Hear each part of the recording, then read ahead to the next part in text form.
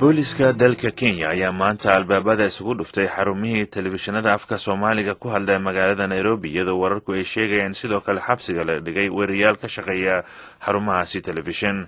Saare Cabdi Axmed ee khadka telefoonka kula xiriirtay Cali Muuse Cabdi oo ka tirsan wakaalada wararka AFP oo jooga magaalada Nairobi. Ugu horreyntiina waxay weydiisay inuu sharxo xarumaha la xiray iyo wariyaasha xabsiga la dhigay. arrintaasi waa amar guud oo ay dowladda Kenya soo saartay in maaragtay hay'adaha warfaafineed ee aan diiwaan gashanin iyo shakhsiyaadka aan haysanin ruqsadda ay kaga shaqayn karaan dalka Kenya ee warfaafinta in laga joojiyo shaqada.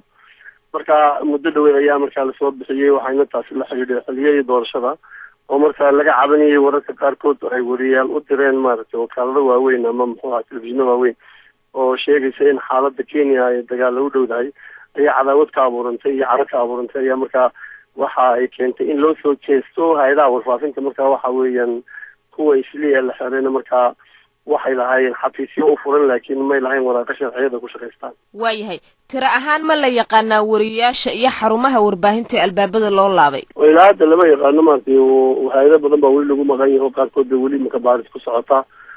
qaar fara badanna waa la yaqaano guryahoodii xafiisyada la yaqaanay. marka waxaa laga doonayay laba shayba waa laga doonayay inay horta marka hore ay bixiyaan dakhli oo cashuur ay bixiyaan waxa soo gala ay maaragtay in mushaarkooda la ogaado in la ogaado shaqooyinka iyagoo ay qabtaan ma jiraan muwaadiniin Kenyaan oo qaban karaysa oo xirfadaasi la ximiyay jirta. marka arrimahaas oo dhan bay la xiriiraan marka way badan yihiin shaqaaluhu maaragtay kuma ekaanaysa maaragtay guryahoo keliya iyo yani guryahan warfaafineed oo keliya waxay shakhsiyaadka caadiga ah qof baa la xisaabtamaya. wararka ka soo gaaraya xaafadda Isliim maxay yihiin? waxaa la leeyahay wariyaashu waxay ahaayeen ku dhawaad 200 qaarkood guryaha laga qabtay qaarkood wadooyin baa laga qabtay qaarna xarumihii warbaahinta ka howlgalayeen ayaa loogu tagay. marka maxaa dheeriyo ka warhaysa adigu? aniga imika tirada la noo sheegay 60 ayaa la noogu sheegay horta marka laakiin tiro cadaan oo imika la soo saaray ma hayno. waxaan maaragtay muddo dhaweyto markii la doonayay in dadka qaxootiga dibadda looga saaro magaalada Nairobi sariiqa qaxootiga la geeyo ayaan ka hadalnay in kuwa warfaafinta laga reebo markaas lagu wax sharci haystaan bulshada. xataa waxaa la yidhi Media Council of Kenya oo maaragtay dalaha saxafiyiinta ee Kenya ma ka haystaan gobolka bay ka haystaan.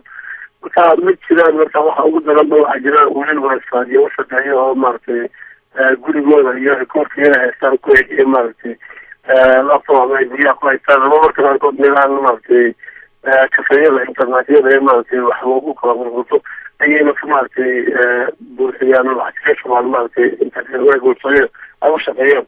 marka arrintii lama tiro kuma garan laakiin waxaa lagu tilmaamaa dad 300 qof gaaraya in xasabada noocaas uga shaqeystaan Soomaaliya. waxaa jirta hay'adda qaxootiga qaabilsan ee UNHCR diiwaangelin ay u sameysay wariyaal fara badan oo jooga magaalada Nairobi intooda badan kuwa Soomaaliya ka yimid. marka maxay ka caawin kartaa diiwaangelinta ay ka haystaan qaramada midoobay wariyaasha maanta la xirxiray?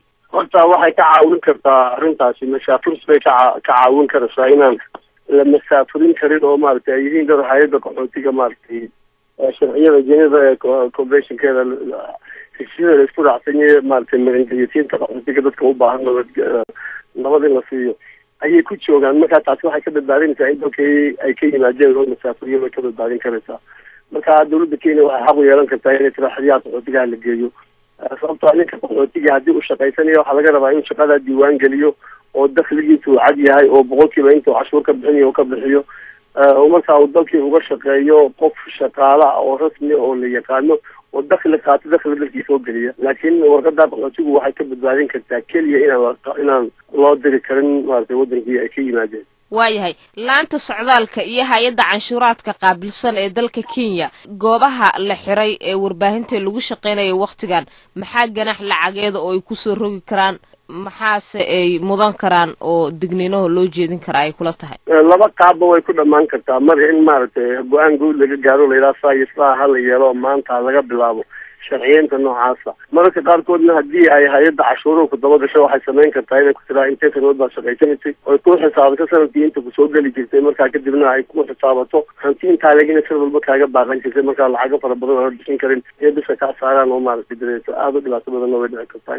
intaas oo raqam way dhici kartaa. meeqa TV ayaa ku yaala magaalada Nairobi oo luqadda Soomaaliga ku hadla? TV kasta ka furan telefishinada Soomaaliya afkooda ku hadla kulli mid wax xisbi ku leeyahay meesha. midaan xafiis ku lahayn oo aan shaqaalo ku lahayn ma jirto.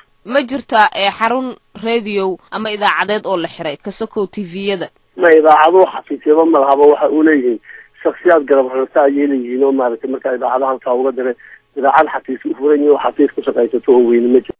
kaasi waxau ahaa cali muuse cabdi oo ka tirsan wakaalada wararka AFP isagoo jooga magaalada Nairobi khadka telefoonka ugu warramaya Zahra Cabdi Axmed.